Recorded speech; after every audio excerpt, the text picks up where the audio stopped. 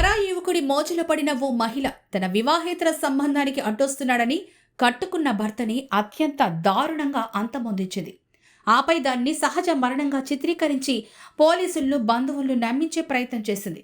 కానీ పోస్టు మార్టంతో అసలు నిజం నిప్పులా బయటపడింది. హైదరాబాద్ శివారు మేడిపల్లిలో పిఎస్ పరిధిలో జరిగిన ఈ ఘటనలో నిందితురాలతో పాటు ఆమె ప్రియుణ్ణి, మరో యువకుణ్ణి పోలీసులు అరెస్ట్ చేశారు.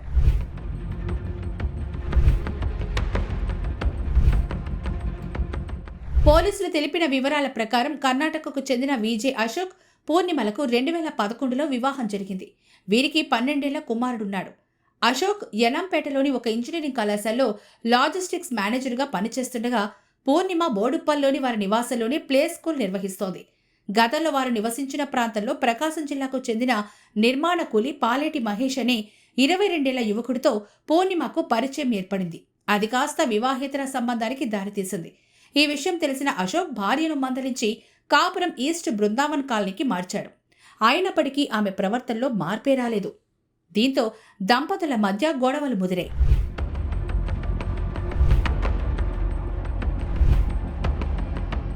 ఈ క్రమంలోని భర్త అడ్డు తొలగించుకోవాలని నిర్ణయించుకున్న పూర్ణిమ తన ప్రియుడు మహేష్ సాయం కోరింది.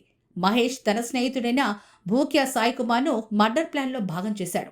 ఈ నెల 11న సాయంత్రం అశోక్ ఆఫీస్ నుంచి రాగానే మహేష్ సాయి కుమార్ ఒక్కసారిగా ఆయనపై దాడి చేసి కింద పడేశారు.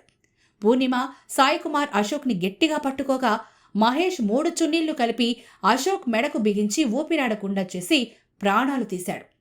అశోక్ మరణించినట్లు నిర్ధారించుకున్నాక నిందితులిద్దరూ అక్కడి నుంచి వెళ్లిపోయారు.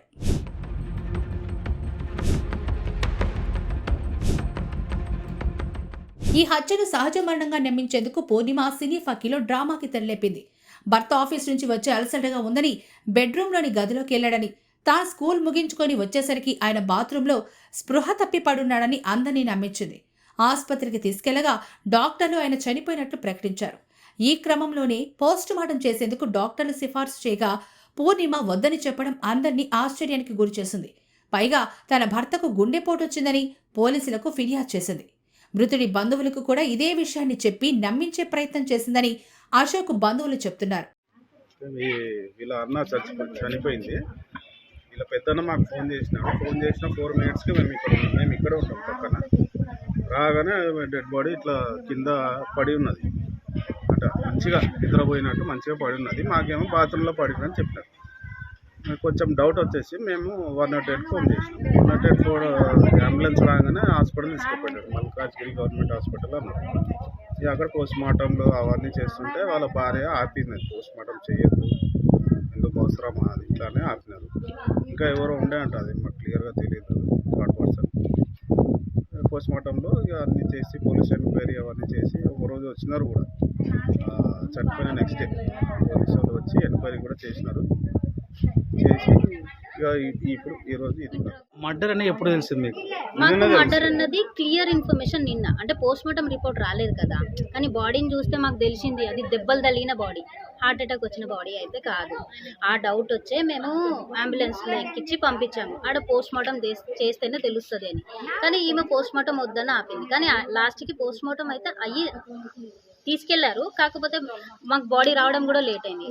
ఆ పోస్ట్ మార్టంలో డౌట్ వచ్చి ఆపారు. బాడీ రిలీజ్ చేయడానికి కూడా మాకు టైం తీసుకున్నారు. దాని తర్వాత ఈ ప్రాసెస్ అంతా ఇంకా దినాలు అవన్నీ అయ్యేలోపు నిన్న 11 days అయింది. 11 days వరకు వాళ్ళు వెయిట్ చేశారేమో, ఇంట్రోగేషన్ అయింది. ఇక పట్టుకొని ఆమెను కూడా తీసుకెళ్లారు. ఇప్పుడు మీ కజిన్ అంటున్నారు కదా, ఇంతకుముందు ఏమైనా హార్ట్ స్ట్రోక్ అలాంటిది ఏమైనా వచ్చింది? అన్నయ్యకి ఏ హ్యాబిట్ లేదు, ఏ అలవాటు లేదు, ఏ హెల్త్ ప్రాబ్లము లేదు.